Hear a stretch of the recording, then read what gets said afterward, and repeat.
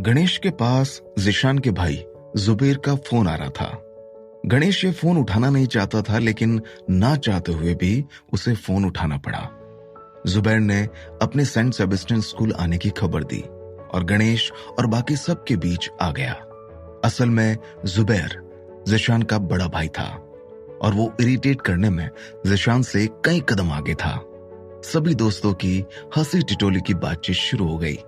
इसी बीच राज ने कुरियर वालों को बुलाकर उड़ती तलवार पार्सल कर दी। रेस खत्म हो चुकी थी। जुबैर गणेश को अपने साथ कहीं ले गया था, जिसका मतलब साफ था कि गणेश जल्दी लौटने वाला नहीं था। दूसरी तरफ यासीन रेस के कारण बहुत थक चुका था, इसीलिए वो एकदम कछुआ चाल से हॉस्टल वापस आने वाला था। रोहन भी उसी के साथ इस काम में साथ था। राज ने आसमान की तरफ देखा तो इस वक्त बादल छाए हुए थे, जो कि राज को एक अच्छा मौसम लगा। शायद मुझे जादू की प्रैक्टिस कर लेनी चाहिए, राज ने मन ही मन सोचा। असल में वो रक्त और कुंडलिनी की गोली खाने के लिए बहुत ही उतावला था। दोपहर के करीब 1 बजे राज स्कूल की उसी खाली बिल्डिंग की तरफ निकल पड़ा। जब तक स्कूल वाले इस बिल्डिंग को नहीं बना रहे या कोई इस जगह को नहीं ढूंढ लेता, तब तक के लिए यह जगह राज के लिए सबसे बेहतर थी। पहले की तरह राज ने सबसे पहले शुरुआती बुद्ध फिश टेक्निक से अपनी प्रैक्टिस शुरू की, ताकि उसकी रक्त और कुंडलिनी उबाल मारने लगे। इसके बाद उसने रक्त और कुंडलिनी की ताकत का इस्तेमाल करके असली सेल्फ मेडिटेशन स्क्रिप्चर की प्रैक्टिस की। जादूगरी का पहला लेवल 5 इंद्रियों में बटा था, जिसमें मन, आंखें, नाक, मुंह की इंद्री जागृत की जाती थी, और इसमें सबसे आखिर था सिद्धि चक्र। मन की इंद्री या मन का दरवाजा ही आधार बनाने की प्रक्रिया कहलाती थी। दूसरी तरफ सिद्ध चक्र पहले और दूसरे लेवल के बीच का रास्ता था। इसको हासिल करने वाला सिद्ध हो जाता था और दूसरे लेवल में दाखिल हो जाता था। अगर कोई भी सिद्ध चक्र हासिल करने में नाकामयाब होता था, तो उसकी रक्त और कुंडलिनी मुंह की इंद्री पर लौट जाती थी और उसकी सारी मेहनत बेकार हो जाती थी। इसीलिए सभी इसी कोशिश में रहते थे कि पूरा जोर लगाकर सिद्ध चक्र हासिल किया जाए। राज अभी मन की इंद्री पर था। आमतौर पर बिना किसी बाहरी चीज की मदद से इस काम को करने में 100 दिनों का समय लगता था। ऐसे में शुरुआती 30 दिनों में कोई जितना हासिल कर पाता था, उतना रक्त और कुंडलिनी की एक गोली के असर के बाद हासिल किया जा सकता था। इसके बाद शरीर को मजबूत बनाते हुए हर रोज मेहनत करनी होती थी। इस तरह से रक्त और कुंडलिनी की ताकत भी बहुत धीमे धीमे बढ़ती थी। रक्त और कुंडलिनी को ज्योति में नापा जाता था। मन की इंद्री जागृत करने के लिए 300 ज्योतियों की जरूरत पड़ती थी और एक दिन की प्रैक्टिस से कुल 3 से 10 ज्योतियां हासिल की जा सकती थी।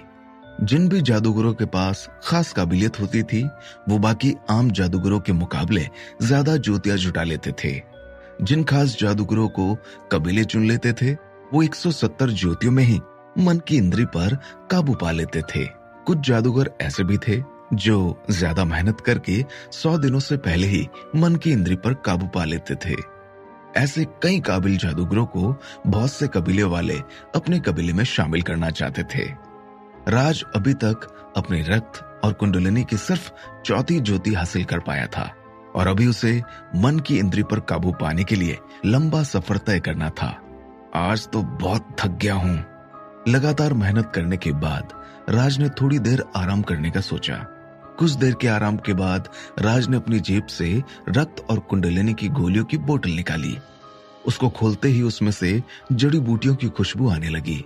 कलंदर से राज को रक्त और कुंडलिनी की गोलियों की जो बोतल मिली थी, उनकी क्वालिटी के बारे में शल्य ने तक तारीफ की थी। इसका मतलब एकदम साफ था कि ये गोलियां बहुत बेहतर थी। यहां तक कि एक गोली को कई बार इस्तेमाल भी किया जा सकता था। रक्त और कुंडलिनी की एक गोली को निकालकर राज ने अपने मुंह में रख लिया। उसे इस गोली को गटकना नहीं था, बस इससे बनने वाली लार को अंदर पहुंचाना था। अगर इस तरह की बेहतर रक्त और कुंडलिनी की गोली को राज एक ही बार में गटक जाता, तो इस गोली को बर्बाद करने से ज्यादा और कुछ नहीं होता। ऐसे में भले ही गोली की क्वालिटी कितनी भी अच्छी क्यों ना हो, वो राज के शरीर को बस एक ही बार आराम पहुंचा सकती थी और इससे मिलने वाली एक्स्ट्रा ताकत यहां वहां फैलकर बर्बाद ही होती। इसीलिए राज को इस गोली को तब तक मुंह में रखना था जब तक राज की शक्ति नहीं लौट आती। इसके बाद वो गोली को मुंह से बाहर निकाल सकता था। इस तरह एक गोली को 3 दिनों तक इस्तेमाल किया जा सकता था और इससे गोली की शक्ति में कोई भी कमी नहीं होती थी। करीब 17 मिनट बाद राज ने रक्त और कुंडलिनी की गोली बाहर निकाल ली। करीब आधी गोली अभी भी बची थी। राज की शक्ति पूरी तरह से लौट आई थी। इसने मेरी शक्ति को लौटाने में 17 मिनट लिए। अब मैं शुरुआती बुद्ध फेस टेक्निक और असली सेल्फ मेडिटेशन स्क्रिप्चर को अगले 40 मिनट तक लगातार दोहरा सकता हूं।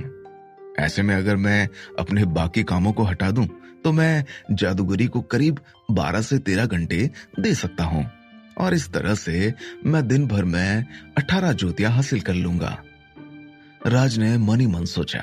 वो समझ चुका था कि अगर उसके पास काफी मात्रा में रक्त और कुंडलिनी की गोलियां होगी तो वो आधे महीने में ही दिन रात एक करके अपना आधार बनाने का काम निपटा सकता था। इस तरह राज 100 दिनों के काम को 6 गुना तेजी से कर सकता था।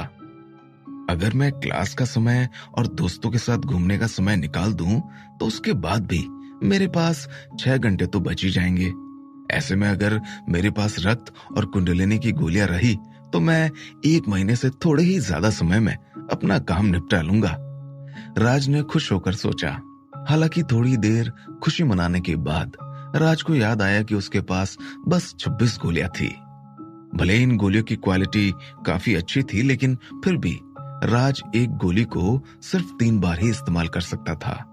अगर वो 5 से 6 घंटे भी जादूगरी को देगा तो उसकी गोलियां 8 से 9 दिन में ही खत्म हो जाएगी, जो कि बहुत ही कम समय था। जब तक राज को रक्त और कुंडलिनी की गोलियां नहीं मिली थी तब तक वो उन्हें लेकर काफी शांत था और उसे उन्हें पाने की कोई जल्दबाजी नहीं थी। अब जब उसे रक्त और कुंडलिनी की गोलियां मिल चुकी थी और शेर के मुंह में खून लग गया था तो अपनी इस प्यास को बुझाने का उसका लालच बढ़ने लगा था। अभी जादूगर वसीम को लाने का मिशन भी उसके सामने था। जादूगर वसीम को लाने के पहले मुझे जल्द से जल्द ड्राइविंग सीखनी होगी।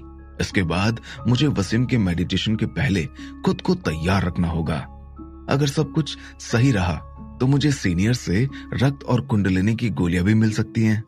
साथ ही साथ इस हफ्ते मुझे ग्रुप में थोड़ी एक्टिविटी भी बढ़ानी होगी। शायद ऐसे में मुझे सीनियर से कोई टास्क मिल सकता है। राज ने मन ही मन सोचा। राज को लगने लगा था कि अभी भी उसके पास महीने भर के अंदर अपना आधार बनाने का काम करने के लिए मौका जिंदा था। ऐसी बातें सोचकर राज के अंदर काम करने की प्रेरणा जाग गई। शुरुआती बुद्ध फेस टेक्निक नंबर 1, शुरुआती बुद्ध फेस टेक्निक नंबर 2। इसी खुशी में राज ने दोबारा से शुरुआती बुद्ध फेस टेक्निक के सारे फॉर्म दोहराना शुरू कर दिए। वो किसी शेर की तरह भयानक ढंग से अपना काम करने लगा। जब वो शुरुआती बुद्ध फेस टेक्निक नंबर 7 कर रहा था तो राज पूरी तरह से फेस टेक्निक की दुनिया में खो चुका था। उसका दिल, दिमाग सब कुछ फेस टेक्निक में घुल चुका था। अपने चारों तरफ ध्यान दिए बिना ही राज शुरुआती बुद्ध फेस टेक्निक करता रहा। हर एक मुक्के के साथ हवा का एक बड़ा झोंका उठ रहा था और एक तेज आवाज करता हुआ मुक्का आगे लगने के पहले एक बड़ा प्रेशर बना रहा था। जब राज ने शुरुआती बुद्ध फेस टेक्निक पूरी कर ली तो वो असली सेल्फ मेडिटेशन स्क्रिप्चर की ओर बढ़ गया ताकि वो रक्त और कुंडलिनी की शक्ति को मन के दरवाजों तक पहुंचा सके। अब तक उसे अपनी 5वीं ज्योति मिल चुकी थी। थोड़ी देर आराम करने के बाद राज ने रक्त और कुंडलिनी की गोली को दोबारा मुंह में रख लिया ताकि उसकी शक्ति लौट आए। इसके बाद वो फिर से प्रैक्टिस करने लगा। आज राज को शुरुआती बुद्ध फेस टेक्निक और असली सेल्फ मेडिटेशन स्क्रिप्चर करते हुए बहुत खुशी हो रही थी। ये खुशी किसी वीडियो गेम में सारी चीजें अनलॉक हो जाने जैसी खुशी थी। जहां बाकी लोग दिन में बस एक ही चीज खोल सकते थे, ऐसे किस्मत वाले लोग दोनों हाथों से तब तक चीजों का इस्तेमाल करते थे जब तक उनके हाथ दर्द नहीं करने लगते थे। मन की इंद्री को वश में करने वाले एक जादूगर के लिए रक्त और कुंडलिनी लगातार दोहराए जाने वाले मिशन की तरह थी। समय गुजरता गया। पलक झपकते ही शाम के 5 बज चुके थे। अब स्पोर्ट इवेंट के भी खत्म होने का समय हो चुका था। जो भी पेरेंट्स अपने बच्चों के कंपटीशन को देखने के लिए आए थे वो अब लौटने लगे थे। कुछ पेरेंट अपने बच्चों के साथ डिनर करने के लिए जाने वाले थे और कुछ पेरेंट अकेले ही स्कूल घूमने निकल गए थे। जोसेफ भी इन्हीं में से था। उसकी बेटी उसे अकेला छोड़कर अपने दोस्तों के साथ निकल गई थी, इसीलिए वो अकेला ही स्कूल में घूम रहा था। जबकि उसे छुट्टी लेकर अपनी बेटी से मिलने के लिए काफी मशक्कत करनी पड़ी थी। घूमते घूमते जोसेफ स्कूल की उस खाली बिल्डिंग की तरफ पहुंच गया था।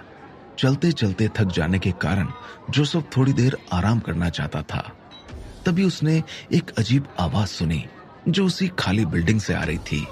जोसेफ को बचपन से ही मार्शल आर्ट में काफी रुचि थी, इसीलिए वो ऐसी मूवी भी काफी देखता था। उसे इन मूवी के हीरो के कुंग-फू की कला सबसे ज्यादा पसंद आती थी, क्योंकि उनकी बदौलत वो सारे खतरों का सामना कर लेता था। जब भी हीरो किसी बड़ी परेशानी से बचकर निकलता था तो जोसेफ भी खुशी से झूम उठता था। बिल्कुल दबे पांव स्कूल की खाली बिल्डिंग में चढ़ते हुए जोसेफ को वही दिखा जिसका वो सपना देखा करता था। उसके सामने एक नौजवान लड़का स्कूल की इस खाली बिल्डिंग में मार्शल आर्ट जैसी किसी चीज की प्रैक्टिस कर रहा था। उस लड़के के शरीर से पसीना बह रहा था और उस लड़के ने जोसेफ के आने पर ध्यान भी नहीं दिया था। लड़के को देखकर जोसेफ को लगा जैसे वो लड़का अपनी ही दुनिया में खोया था और इस समय बस वो और उसकी जादुई टेक्निक ही इस बिल्डिंग में मौजूद थी। हाँ, जोसेफ को राज की ये टेक्निक जादुई नहीं लगी थी। जब जब राज अपने मुक्के लहराता तो उनमें से बहुत जोरदार आवाज निकल रही थी। हर मुक्के से चट्टानों को तोड़ने जितनी ताकत बाहर निकल रही थी। राज के कदम भी बार बार बदल रहे थे। जोसेफ को यह देखकर राज की काबिलियत समझ आने लगी थी। अरे ये तो कुंग-फू है, जोसेफ ने शांति से कहा। जोसेफ को राज की यह टेक्निक मूवी से भी बेहतर लग रही थी। क्या जोसेफ राज की असलियत सबको बता देगा? अपनी सच्चाई एक आम इंसान के सामने आ जाने पर राज क्या करेगा? जोसेफ ने यह सब दिखाने के लिए भगवान का शुक्रिया अदा किया। वो जिस बात को अभी तक सपनों में और मूवी में देखता आया था, आज भगवान के कारण उसे अपनी आंखों के सामने वो चीज देखने को मिल गई थी। हे भगवान, जब मैंने इस सब की उम्मीद ही छोड़ दी थी तब भी तुझे ये याद रहा? मैंने तो इस बारे में सोचना तक बंद कर दिया था। मुझे लगा तू मेरी दुआओं पर ध्यान भी नहीं देता, लेकिन आखिरकार तूने मेरी सुन ही ली। जोसेफ ने मन ही मन कहा। 3 साल पहले जब जोसेफ जवान था तो उसे मार्शल आर्ट की मूवी देखना बहुत पसंद था। तब से ही वो हर दिन भगवान से यही दुआ मांगता था कि एक दिन उसकी असल में मार्शल आर्ट करने वाले से मुलाकात हो जाए। हर दिन जोसेफ के मन में बस एक ही ख्वाहिश थी। जिस जवानी में लोगों की अलग अलग ख्वाहिशें होती हैं, उस जवानी में जोसेफ एक अजीबोगरीब चाहत लेकर घूम रहा था। वो चाहता था कि उसे भी कोई ऐसा मिले जो बर्फ पर बिना परेशानी के, बिना निशान छोड़े चल सकता हो और अपने हाथ से कई भयानक जानवरों को बुला सकता हो। मार्शल आर्ट से बढ़कर जोसेफ के लिए कुछ भी नहीं था और इसके आगे जोसेफ को और कुछ भी नहीं दिखता था। हालांकि वो बस कई सालों से ऐसी दुआ ही कर रहा था, जबकि उसकी दुआ अभी तक कबूल नहीं हुई थी। करीब 10 साल तक जोसेफ दिन रात अपने सपने का पीछा करता रहा। जब भी वो सोता था तो हमेशा चट्टान से गिरकर जादुई टेक्निक ढूंढने का या पहाड़ों में किसी सन्यासी के उसे मार्शल आर्ट का मास्टर बनाने का सपना देखा करता था। 10 साल तक मार्शल आर्ट के अलावा जोसेफ ने और कुछ नहीं सोचा। हालांकि बदकिस्मती से भगवान इतने व्यस्त थे कि कभी उसकी दुआ कबूल नहीं हुई। अब उस बात को 20 साल और गुजर चुके थे। अब जब उसकी बेटी बड़ी हो गई थी तो वो अपनी इच्छाएं तक भूल गया था। उसने मार्शल आर्ट से जुड़ी सारी उम्मीदें छोड़ दी थी। उसे नहीं लगता था कि उसकी दुआ कभी कबूल होगी, बल्कि उसने तो यही मान लिया था कि भगवान के पास उसकी दुआ पर ध्यान देने तक का वक्त नहीं है, वरना पिछले 30 सालों में कभी ना कभी तो उसे उसकी दुआ मिल ही जाती। लेकिन आज भगवान ने उसकी दुआ सुन ली थी। आखिरकार आज तक जो भी मांगा गया वो मेरे सामने है। मुझे तो अपनी आंखों पर यकीन भी नहीं हो रहा। मुझे तो लगता है कि मैं कोई सपना देख रहा हूं। आज मुझे इतना तो यकीन हो गया कि भगवान के घर देर है, अंधेर नहीं है। कभी ना कभी वो सबकी दुआएं सुन ही लेता है और उन्हें उनकी दुआ से मिला भी देता है। जोसेफ ने मन ही मन भगवान का शुक्रिया करते हुए सोचा। जोसेफ ने राज को बिल्कुल भी परेशान नहीं किया, क्योंकि उसने मूवी में देखा था कि किसी को प्रैक्टिस करने के दौरान परेशान नहीं किया जाना चाहिए। ऐसे में शायद उसे गुस्सा भी आ सकता है और इसका नतीजा बहुत ही बुरा साबित हो सकता है। किसी भी मार्शल आर्ट के मास्टर को उसकी प्रैक्टिस के दौरान परेशान करने से प्रैक्टिस में खलल भी पड़ सकता है और शायद उसकी पूरी मेहनत बर्बाद भी हो सकती है। ऐसे सब उसूल जोसेफ को मुंह जुबानी याद थे और इन असूलों को मानना जोसेफ के लिए जिंदगी के बाकी असूलों से बढ़कर था। इसीलिए वो चुपचाप किनारे पर बैठ गया और राज को उसकी फीस टेक्निक करते हुए देखता रहा। जोसेफ के लिए यह भी एक अलग तरह का तजुर्बा था। जिस मार्शल आर्ट को अभी तक उसने मूवी में देखा था, उसे आंखों के सामने देखकर जोसेफ एकदम हैरान था, क्योंकि मूवी की ही तरह असलियत में भी मार्शल आर्ट में कमाल की ताकत थी। राज को जोसेफ की मौजूदगी से कोई दिक्कत नहीं थी। यहाँ तक कि जब जोसेफ इस बिल्डिंग में आया था, तभी राज ने उसे देख लिया था। राज पहले ही चौकन्ना रहने की दिमागी शक्ति का इस्तेमाल कर चुका था, क्योंकि वो खुद नहीं चाहता था कि उसके रहस्य से पर्दा उठे। हालांकि तब राज शुरुआती बुत फिस्ट टेक्निक पूरी करने की कगार पर था। अगर उस समय वो रुक जाता तो उसकी सारी मेहनत बेकार हो जाती और इसके अलावा उसकी रक्त और कुंडलिनी की शक्ति भी बर्बाद हो जाती। इसीलिए राज को जोसेफ के आने की जरा भी परवाह नहीं थी। वो जानता था कि कोई भी ऐसे ही फीस टेक्निक नहीं चुरा सकता था। राज को तब तक जोसेफ से कोई दिक्कत नहीं थी जब तक जोसेफ फोन का इस्तेमाल करके उसकी फोटो या वीडियो नहीं लेता। दोपहर से अब तक राज ने रक्त और कुंडलिनी की 2 गोलियां इस्तेमाल कर ली थी। आज उसने शुरुआती बुत फिस्ट टेक्निक कुल 7 बार प्रैक्टिस की थी और इसका असर भी लाजवाब था। हालांकि अभी भी राज को उम्मीद से ज्यादा समय तक इंतजार करने की जरूरत थी, क्योंकि उसने रक्त और कुंडलिनी की गोली जादूगरी के लिए इस्तेमाल करना शुरू कर दिया था। आखिरी 2 फॉर्म करने के बाद राज बैठ गया और असली सेल्फ मेडिटेशन स्क्रिप्चर करने लगा। राज ने कभी नहीं सोचा था कि स्कूल की इस खाली बिल्डिंग में भी उसे कोई ढूंढ लेगा। इसीलिए अब अगली बार राज को जादूगरी के लिए नई जगह ढूंढने की जरूरत थी। अपनी रक्त और कुंडलिनी को मन के दरवाजे तक पहुंचाकर राज ने धीरे से अपनी आंखें खोल ली। उसका जादूगरी का आज का सफर खत्म हो गया था। आंखें खोलते ही उसने देखा कि जोसेफ उससे थोड़ी दूरी पर बैठा है और लगातार मुस्कुरा रहा है। राज को अंदर से ही खुजली सी मचने लगी और वो जोसेफ को मुक्का मारने के लिए उतारू हो गया। मास्टर, क्या आप पूरी तरह से फ्री हो गए? जोसेफ ने मुस्कुराते हुए कहा। हेलो, राज ने हाथ हिलाकर कहा। मास्टर, क्या मैं भी आपसे मार्शल आर्ट सीख सकता हूं? जोसेफ ने मुस्कुराहट बरकरार रखते हुए कहा। बचपन से ही उसने जिस चीज का सपना देखा था वो ठीक उसके सामने थी, इसलिए वो बहुत ही ज्यादा खुश था। जोसेफ की बात सुनकर राज अपने सिर पर हाथ फेरने लगा। अभी राज खुद नौसिखिया था, ऐसे में वो किसी और को क्या सिखा सकता था। इसके अलावा उसके पास शुरुआती बुत फिस्ट टेक्निक सिखाने का अधिकार भी नहीं था। वो तो अपने किसी पहचान वाले को भी इसे नहीं सिखा सकता था, फिर किसी अनजान को सिखाने की बात तो दूर ही थी। मुझे माफ करना, लेकिन मैं अपने पुरखों की यह कला तुम्हें नहीं सिखा सकता, राज ने बहाना बनाते हुए कहा। मैं आपको अपना मास्टर मान चुका हूं। अगर इससे भी काम नहीं बनता है तो आप जो कहेंगे मुझे वो मंजूर है। मुझे मार्शल आर्ट के सभी नियम थोड़े थोड़े पता है, जोसेफ ने विनती करते हुए कहा। आज जोसेफ अपना सब कुछ दांव पर लगाने के लिए तैयार था। मुझे माफ करना, लेकिन मैं अभी कोई शिष्य नहीं बना सकता। मैं इसके काबिल नहीं हूं, राज ने कहा। आप चाहे तो मुझे एक सामान्य शिष्य के तौर पर अपना सकते हैं, फिर आप मुझे बस कुछ आम सा सिखा दीजिए। इसके बारे में आप क्या कहेंगे? जोसेफ ने कहा। नहीं, सामान्य शिष्य के तौर पर भी नहीं। मैं अभी किसी भी तरह का शिष्य बनाने के काबिल नहीं हूं। राज ने पूरे से मना करते हुए कहा। हालांकि जोसेफ हार नहीं मानना चाहता था। उसने अभी तक जिस चीज का सिर्फ सपना देखा था, उस चीज को इतनी आसानी से अपने हाथ से जाने देना उसे बेवकूफी लग रही थी। जोसेफ को मार्शल आर्ट का कीड़ा इतनी जोर से काट चुका था कि उसका असर इतनी आसानी से जाने वाला नहीं था। इसीलिए जोसेफ लगातार राज को मनाता रहा। अगर मैं कुछ हल्का फुल्का भी सीख गया तो भी मेरे लिए इतना काफी होगा। मुझे इनसे कुछ न कुछ तो सीखना ही होगा, वरना ताउम्र मुझे इस बात का पछतावा रहेगा।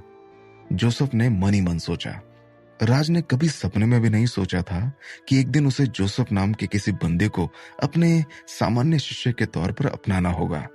आज राज को पीछे पड़ने के अजीब डर से सामना हुआ था। अगर उसके सामने कोई सुंदर लड़की होती तो भी उसे कोई दिक्कत नहीं थी, लेकिन नहीं, उसके सामने कोई सुंदर लड़की नहीं बल्कि अधेड़ उम्र के एक अंकल बैठे थे, जो कि राज के लिए बहुत ही बुरा तजुर्बा साबित हो रहे थे। आखिरकार राज ने जोसेफ को जंतर मंतर नाम की एक पुरानी मार्शल आर्ट की टेक्निक सिखा दी। शायद किसी को इस टेक्निक के बारे में कुछ पता नहीं था, क्योंकि असल में ऐसी कोई टेक्निक थी भी नहीं। राज को सबसे पहले यही नाम सूझा तो उसने अपनी टेक्निक का यही नाम रख दिया। राज ने जोसेफ को डांस करने की तरह पैर हिलाने का फुटवर्क बताया। ये देखकर जोसेफ इतना खुश हुआ जैसे उसे कोई खजाना मिल गया हो। वो तो काफी जल्दी सीख रहा था। राज ने जब 2 बार उसे सिखाया तो वो सारे फुटवर्क को अच्छे से सीख गया। ये पुरानी टेक्निक बिल्कुल शुरुआती है। जब तुम इसमें महारत हासिल कर लोगे तो तुम्हारे अंदर एक नई ताकत महसूस होने लगेगी। तब तुम मार्शल आर्ट की दुनिया में शामिल हो जाओगे, राज ने सीरियस होकर कहा। राज ने जोसेफ को जो फुटवर्क बताया था उससे भले ही जोसेफ मार्शल आर्ट नहीं सीख सकता था, लेकिन वो उसकी फिटनेस के लिए बहुत कारगर था। ठीक है मास्टर, मैं इसे दिन में 30 बार करूंगा, जोसेफ ने तेज आवाज में चिल्लाकर कहा। ठीक है, खुद पर भरोसा रखना और अपना पूरा जोर लगा देना, राज ने अपने शिष्य के कंधे को थपथपाते हुए कहा। इसके बाद राज ने पीछे की तरफ अपने हाथ बांधे और स्कूल की खाली बिल्डिंग से बाहर आ गया। इस वक्त राज किसी असली मास्टर की तरह महसूस कर रहा था, जबकि जोसेफ आंखों में चमक लिए राज की बात पर सिर हिलाता रहा। एक दिन मैं भी एक मुक्के से ही अपने मास्टर की तरह दीवार तोड़ दूंगा। अब मैं और इंतजार नहीं कर सकता। वाह, मुझे बहुत अच्छा लग रहा है। अब मुझे एक बार और प्रैक्टिस कर लेनी चाहिए, जोसेफ ने धीमे से कहा और दोबारा से जंतर मंतर की प्रैक्टिस करने लगा। जोसेफ किसी डांस के फुटवर्क को प्रैक्टिस करते हुए मार्शल आर्ट में महारत हासिल करने का सपना देखने लगा था। उसे अपना भविष्य बहुत उज्जवल लग रहा था, लेकिन बदकिस्मती से वो इस भविष्य को किसी कांच के पार देख रहा था, जहां देखना उसके नसीब में था लेकिन छूना उसकी तकदीर के बाहर था। स्कूल की खाली बिल्डिंग से निकलने के बाद राज ने राहत की सांस ली। मैंने अपनी जिंदगी में पीछे पड़ने वाला ऐसा कोई आदमी नहीं देखा। किस्मत से मुझे डांस का कुछ फुटवर्क आता था, वरना मैं तो इसे कुछ भी नहीं सिखा पाता, राज ने धीमे से कहा। वाह रे चालाक राज, मैंने तो कभी नहीं सोचा था कि तुम इतने शातिर भी हो, मिस्टी ने राज के बगल में आकर कहा। मिस्टी, तुम यहाँ क्यों आई? राज ने चौंक कर कहा। अपने चौकन्ना रहने की दिमागी शक्ति का इस्तेमाल करने के बावजूद भी राज को मिस्टी के आने की भनक तक नहीं लगी थी। मैं शल्य का एक इनाम तुम्हें देने के लिए आई हूँ। उन्हें किसी काम से बाहर जाना पड़ा और वो लंबे समय के बाद लौटेंगे, इसीलिए अब कुछ दिन तुम्हें भी आराम मिल जाएगा। तब तक तुम इसे रख सकते हो और इसे चलाना सीख सकते हो। मिस्टी ने एक लोहे का फोल्ड होने वाला हाथ का पंखा निकाला और राज को दे दिया। ये क्या है? राज ने पंखे को ध्यान से देखकर कहा। उसे ये पंखा काफी भारी लग रहा था। आग पर काबू पाने वाला जादुई खजाना। क्या तुम्हें शल्य ने इसके बारे में नहीं बताया था? ये तो तुम्हें इसके बारे में अच्छे से सीखने के लिए ही है, मिस्टी ने मुस्कुराते हुए अपनी भौहें चढ़ाकर कहा।